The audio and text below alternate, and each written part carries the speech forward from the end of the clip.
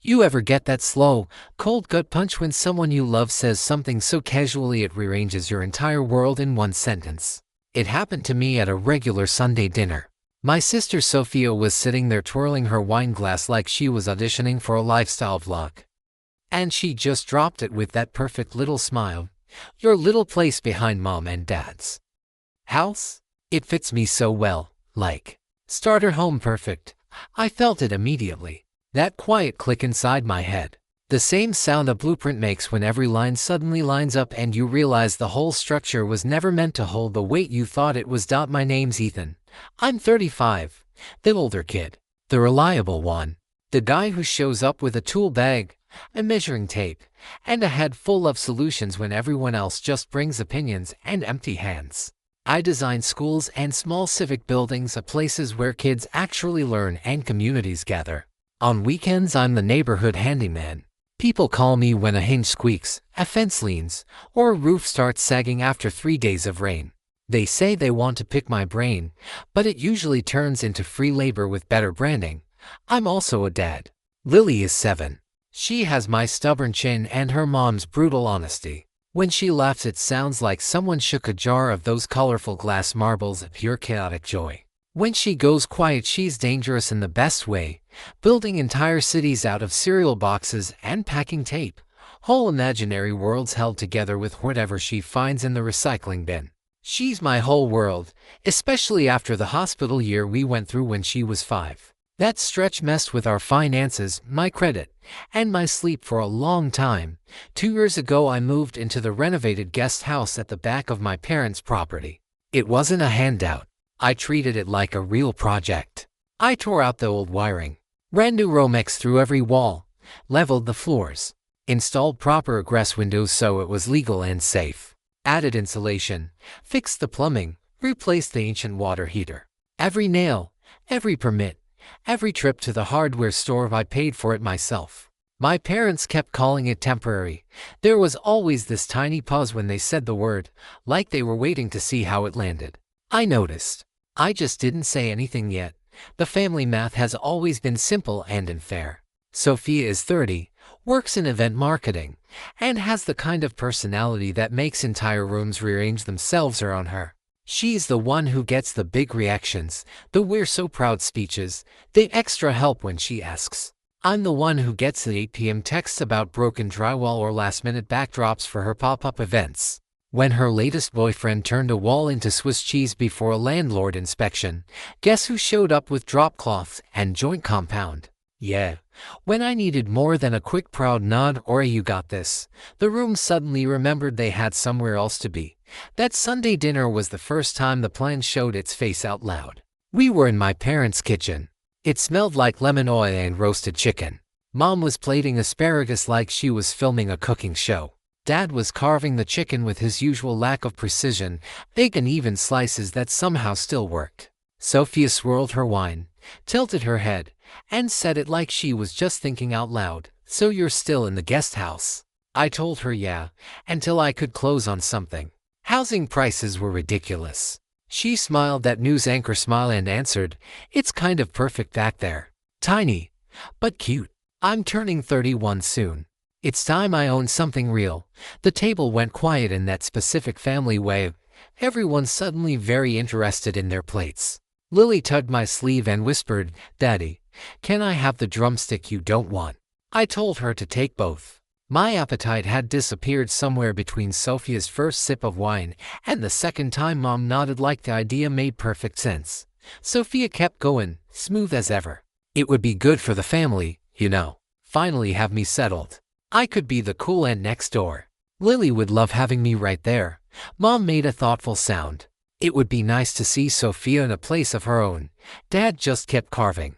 Neither of them looked at me. That night after I tucked Lily in and she slid her tablet under her pillow like it was a secret diary, she looked up at me in the dark with those white eyes. "Are we moving, Daddy?" I smoothed her hair back and said, "We're okay, but go to sleep." I meant it. At least I thought I did.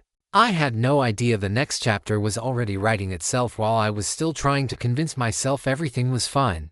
A few days later, Mom texted asking if I could grab coffee after work.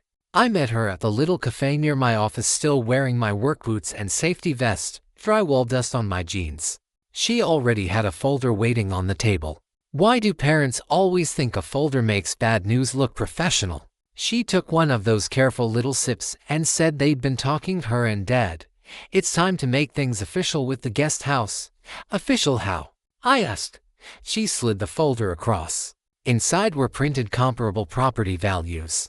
A rough hand-drawn sketch of the property lines that looked like a kid's treasure map. And what was clearly a drafted family agreement with my name quietly removed from the picture. Sophia has been saving, Mom said, like she was reciting something she'd practiced, for a down payment on her first home. It's important for young women to build equity early. I stared at the papers. She should buy a place.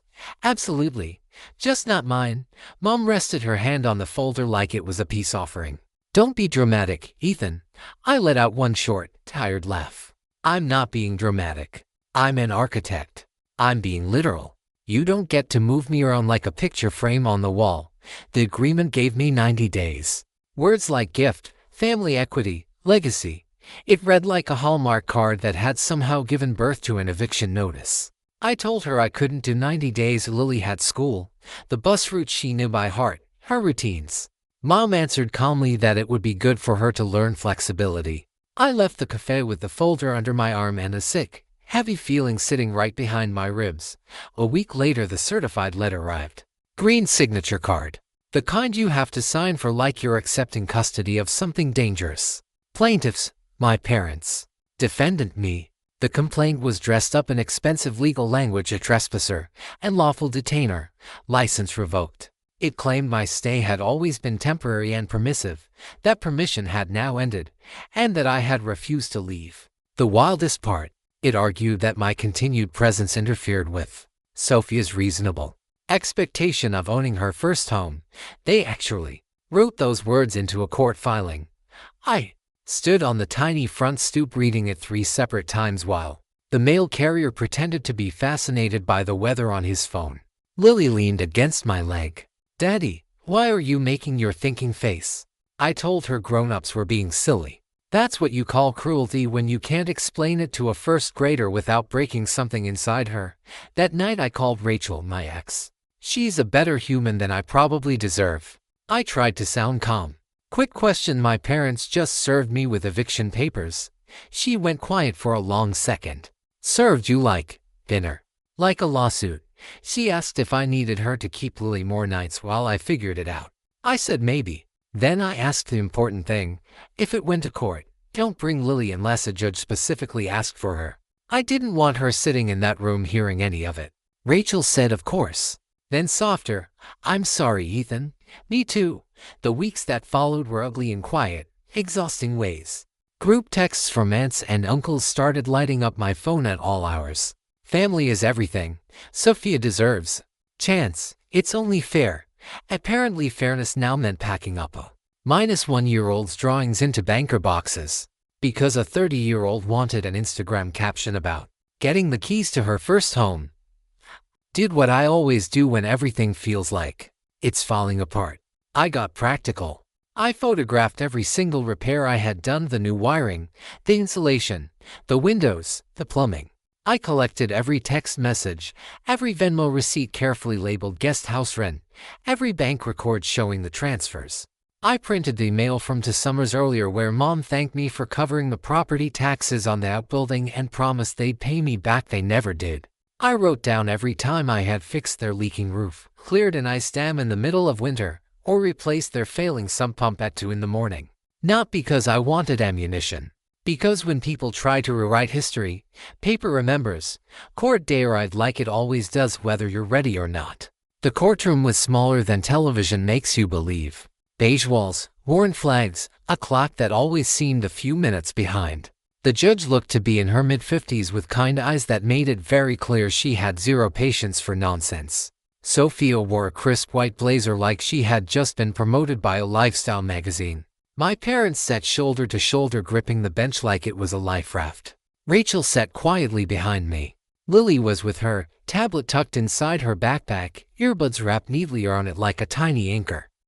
Their attorney stood first. He spoke in polished, expensive sentences about permissive occupancy, revocation of license, quiet enjoyment, property rights, and Sophia's first opportunity at home ownership. He repeated first home so many times it stopped sounding like a legal argument and started sounding like a sermon.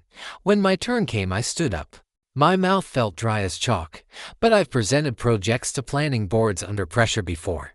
I walked them through the facts: rent paid every single month, utilities paid, property taxes covered, full renovation done with their permission and at my own expense. I placed my folder on the table. Paper has a sound when it hits wood. Truth does too. Then Sophia stood. Voice polished, sympathetic, perfectly rehearsed. I'm not the bad guy here. I've worked hard. I've been saving. I deserve what every woman deserves: a safe home. I looked at her across the room and said, loud enough for everyone to hear, you do. It just doesn't have to be mine. My dad finally spoke up, louder than anyone else in the room. He was always supposed to stay there until he got his life together. I turned and looked straight at him. I've had my life together for 10 years.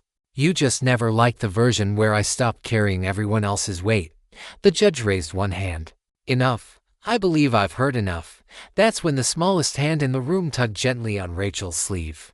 Lily had been sitting quietly the whole time, drawing on her tablet. She whispered something to her mom. Rachel shook her head softly, but Lily stood up anyway. Kids have this remarkable way of commanding a room simply by standing. Every single head turned. Your Honor, Lily said in her clear little 7-year-old voice, can I show you something Daddy doesn't know? The courtroom fell completely silent. The judge's expression softened. And who are you, young lady? I'm Lily. I'm 7. The judge looked toward me. I gave a small nod. You may, she said carefully. Lily walked to the front, reached into her backpack, and pulled out her tablet like it contained the world's biggest secret. It's a video, she explained, from our camera.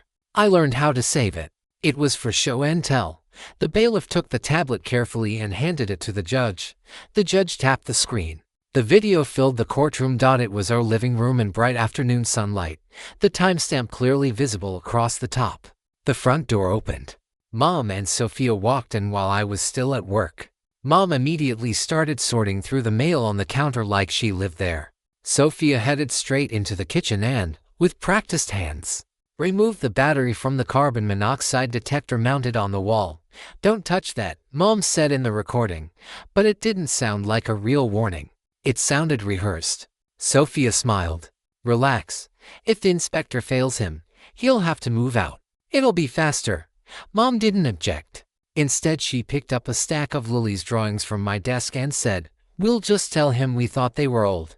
Then a tiny voice echoed from upstairs. Hi, Auntie. Lily had spotted them from the loft. Sophia spun around instantly, but her smile never faltered. Hey, Peanut. This is our little secret, okay? Don't tell Daddy we were here. It's a surprise. Lily's small voice answered. What kind of surprise? Mom replied, the kind that's good for the family. The video kept rolling. Sophia walked over to the breaker panel and asked quietly, which one controls the heat? Mom hesitated. Not during winter. Sophia shrugged. Later then. We'll be smart about it. The audio was crystal clear. Their faces were even clearer on the screen. Sitting there in court, I didn't know whether I wanted to thank my daughter or throw up. The judge watched the entire recording without interrupting. When it ended, she handed the tablet back to the bailiff. The room somehow felt frozen and boiling at the same time. She slowly turned toward my parents. Would either of you like to explain what I've just seen? Mom's mouth opened, then closed again. Finally she managed. We didn't mean. The judge raised one finger. Her voice was calm, but quiet in that way that's always more frightening than shouting. Here's what we're not going to do. We're not going to pretend. This case is about helping a young woman achieve homeownership when I have just watched a coordinated effort to disable required safety equipment and manipulate a future inspection in order to manufacture grounds for eviction. You asked this court to exercise equitable discretion. Equity requires clean hands. What I've just seen demonstrates the exact opposite. My dad tried one last time. He's ungrateful, I answered before the judge could. This isn't about gratitude. It isn't even about revenge. It's about finally putting an end to this.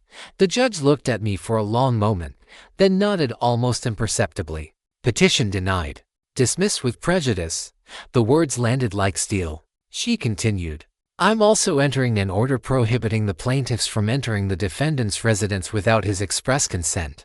In addition, this matter will be referred to the appropriate housing authority for review regarding possible interference with required safety devices. Then she looked down at Lily. Young lady, you did exactly the right thing. Lily blinked. So, are we moving? A faint smile crossed the judge's face. Not today. She looked back at me. Change your locks. Somewhere behind us one of my relatives made a sound like a rubber band snapping. The hearing was over. The family drama was just getting started. News spreads through families the way smoke travels through drywall. It finds every opening and lingers there. By the time we got home, 3 aunts had already texted nothing but question marks. One uncle sent me an article titled 10 Ways to Be Less Selfish. Rachel hugged Lily on the porch and whispered, "You're a hero." Lily just shrugged like she had done nothing more remarkable than color inside the lines. Inside, I sat on the couch and stared at the carbon monoxide detector still mounted on the wall. Battery back in place. I pressed the test button just to hear the alarm scream. My phone lit up with missed calls from Mom, Dad, Sophia, then an unfamiliar number that turned out to be their landline because apparently guilt likes backup plans. I didn't answer any of them. Instead, I ordered new deadbolts online. Scheduled an electrician, someone other than me, to inspect everything. Texted a landlord-tenant attorney about sending a formal cease and desist. I wanted something in writing that simply said stop. That night when I tucked Lily into bed, she climbed into my lap. "Did I get you in trouble?" she asked quietly. I held her tight. "No, but you got us out of trouble." She thought about it for a moment. "Our grandma and grandpa mad at me." "They're not mad at you. They're upset because the video told the truth." She nodded thoughtfully. "Truth is like seatbelts," she said. "Sometimes annoying, but really important." I laughed harder than I had in weeks. Exactly. The next morning, Dad showed up on the sidewalk like a storm front. He didn't step onto the porch as the injunction had already arrived. He held his hands out, palms up, like he genuinely couldn't understand how this had happened. "You embarrassed us," he said. I answered, "In a room you chose." He ignored that. "Your mother is sick over this." "She's not sick," I said. "She's disappointed she didn't get what she wanted." He rocked on his heels. "We were trying to help your sister." "I know," I said. "You always are." He looked past me into the living room like he could somehow unsee the tablet. "She's the baby," he said, as if that settled everything. "Then buy her a crib," I replied. "Stop asking me to be the mattress." He flinched. Maybe it was the words. Maybe it was the truth behind them. I didn't say it to be clever. I said it because it was true. The next week was strangely quiet. No texts asking if I could come fix something. No calls about the fence. No requests to repair a leak. Whole Saturdays opened up like empty lots. I took Lily to the lake. We built a bridge out of driftwood and the last warm days of summer. I made pancakes badly and she ate them like they were perfect. I measured her little bedroom and drew plans for a loft bed with steps that doubled as drawers. When she saw the sketch, she gasped like she had discovered a new color. We built it together over 3 weekends, armed with 2 screwdrivers and more enthusiasm than experience. Then the messages started changing. Mom texted, "We overreacted. Let's talk." Sophia sent a long message about how much pressure she had been under. Dad wrote, "Family is messy," which is what people usually say right before asking someone else to clean up the mess. I didn't answer. Silence is a boundary that doesn't need exclamation points. Instead, I wrote my own letter. Not a legal one. A personal one. 1 page. I printed it and dropped it in their mailbox because I wanted the sound of it landing to matter. "Mom, Dad, and Sophia, I love you. That hasn't changed. What has changed is your access. You don't get keys anymore. You don't get to set my timeline. You don't get to walk into my home because you've decided it's yours. Lily and I won't be at Sunday dinner for a while. If we ever talk again, it will be in a therapist's office with clear rules. If you're thinking about posting about me, don't. If you're thinking about showing up here, don't. If you're thinking about calling Lily to explain yourselves, don't. This isn't revenge. It's closure. We are not moving. We are not negotiating. We are building our own life." Ethan, I expected anger. Instead, I got a pivot. "People who are used to you bending don't accept Straight lines, they just look for a different angle. Sophia posted a picture of a key on Instagram with the caption homeowner vibes and tagged a condo across town. The comments filled with congratulations. Good for her.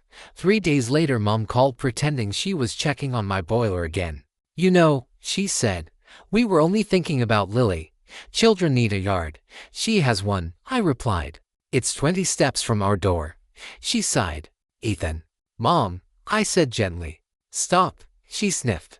Well, if you won't forgive us, I forgive you, I said. I just don't live under you anymore.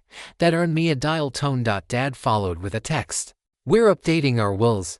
I turned my phone face down and went back to tracing pieces for Lily's loft bed onto plywood. Some conversations are better answered with silence.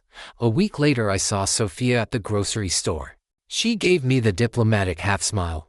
We should talk. We are, I replied. She stepped closer. You know I didn't mean to hurt Lily. You told a 7-year-old to keep a secret, I said. You pulled a safety device. You meant to get a result and you got one. Her face hardened. You always make me the villain. You cast yourself, I said. She noticed the old camera and stepped back. Okay, she muttered. Enjoy your little shack. I looked at the basket in my hand. Milk, eggs, maple syrup, screws. I will. After the groceries, I drove to a locksmith. I handed him my old deadbolts and picked out new ones. We had a situation, I said. He nodded like he heard that every day. While he cut the keys, he asked, You're the architect who did the library addition, right? Yeah, my daughter loves that reading nook, he said. She says it feels safe. Safe. That word. People think safety is locks, batteries, and codes. It is. But it's also a calm voice when you don't answer a call. It's a choice not to engage. It's a letter that says no. It's your kid knowing she never has to keep dangerous secrets for adults. That night when the new locks clicked into place, the whole guest house felt different. Not bigger. Not fancier. Just mine. Lily taped her sign to the front door in big bubble letters, HOMA. No secret visits. I didn't ask her to write it. I didn't need to. She was building to. I can name the day the anger started to leave. Not the dismissal. Not the new locks. Not telling my mom to stop using yard like it settled the argument. It was 2 months later. A random Tuesday. I was laying out plans for a school renovation, chasing Winterlight across the drafting table, when Rachel sent me a picture. Lily on the bus, gap tooth, giving a thumbs up. 3 words underneath. She's okay, Dad. Something inside me settled. The part that kept waiting for the next email didn't disappear. It just stopped driving. People want revenge arcs.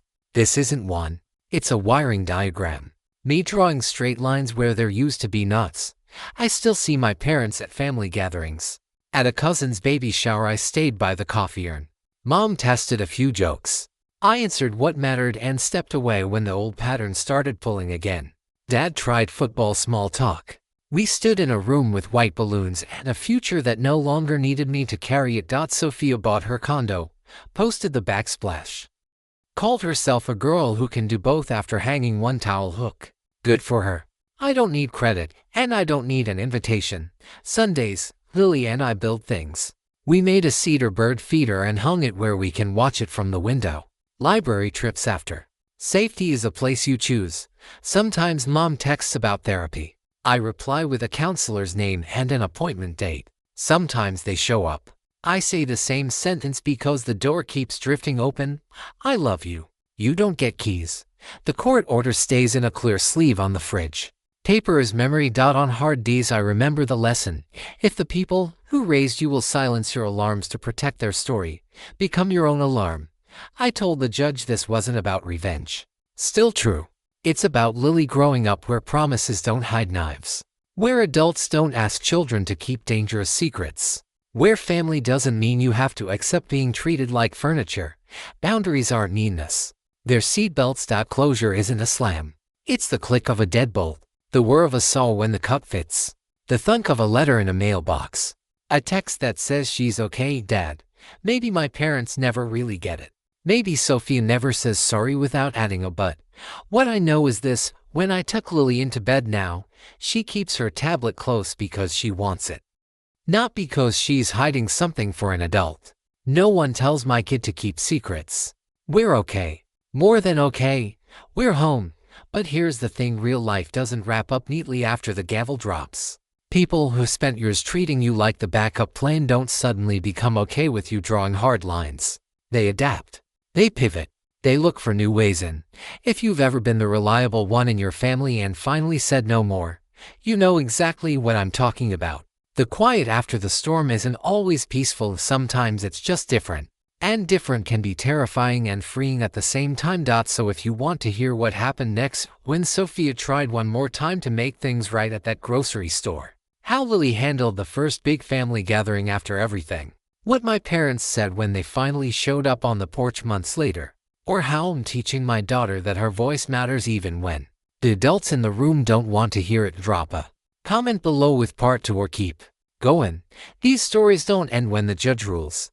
They keep going in the quiet choices we make every single day, the locks we change, the letters we write, the loft beds we build with our kids, the times we choose silence instead of explaining ourselves one more time. Thanks for listening all the way through. If this hit you somewhere deep, like, subscribe, and hit that notification bell so you don't miss what comes next. We're just getting started.